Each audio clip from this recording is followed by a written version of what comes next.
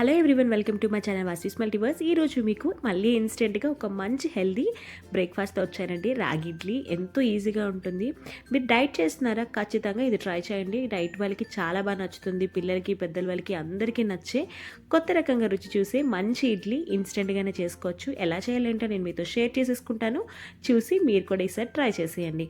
దీనికోసం నేను ఒక కడాయి పెట్టుకొని అందులో 2 టేబుల్ స్పూన్ ఆయిల్ వేసుకొని, ఆ తర్వాత అందులో 1 టేబుల్ స్పూన్ జీలకర్ర, ఆవాలని కూడా వేసుకొని బాగా ఫ్రై చేసుకున్నాను. అది బాగా ఫ్రై అయ్యాక అదే దాంట్లో 1 టేబుల్ స్పూన్ శనగపప్పు, 1 టేబుల్ స్పూన్ మినపప్పు కూడా వేసుకొని కొంచెంగా వేయించుకోవాలి. ఆ తర్వాత ఒక 4 పచ్చిమిర్చిని చిన్నగా కట్ చేసుకొని వేసి బాగా ఫ్రై చేసుకుందాం. ఆ తర్వాత 1 కప్పు క్యారెట్ తురుమును కూడా నేను అందులో యాడ్ చేసుకున్నానండి.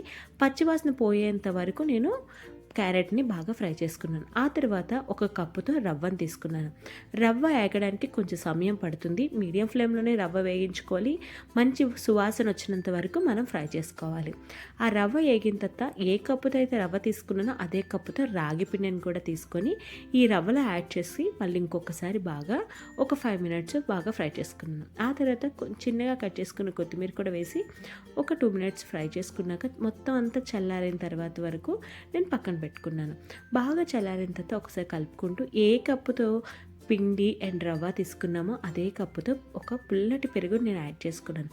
ఇఫ్ ఇన్ కేస్ మీ దగ్గర పుల్లటి పెరుగు లేకపోతే నార్మల్ పెరుగు యాడ్ చేసేసి అందులో 1 టేబుల్ స్పూన్ వంట సోడా కూడా వేయండి. నాకైతే పుల్లగా ఉందని నేను ఎలాంటి వంట సోడాని కూడా వేసుకోలేదన్నమాట.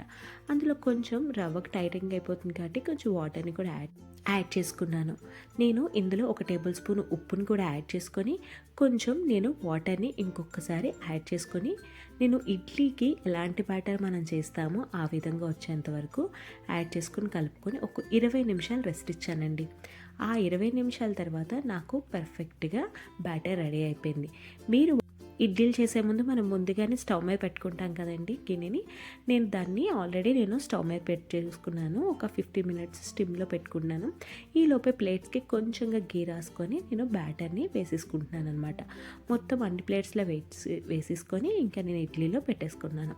ఒక 20 మినిట్స్ మీడియం ఫ్లేమ్లో కుక్ చేసుకుంటే పర్ఫెక్ట్గా మనకి రాగి ఇడ్లీ రెడీ అయిపోయిందండి. చాలా టేస్టీగా ఉంది. నేను పల్లి చట్నీతో టేస్ట్ చేశాను. నాకు చాలా టేస్టీగా అనిపించింది. మీరు కూడా ట్రై చేసి మీకు ఎలా వచ్చింది కామెంట్ సెక్షన్ కామెంట్ చేయండి. అలాగే మీకు ఎలాంటి వీడియోస్ కావాలో నాతో షేర్ చేస్తే అలాంటివన్నీ పోస్ట్ చేస్తూ ఉంటాను.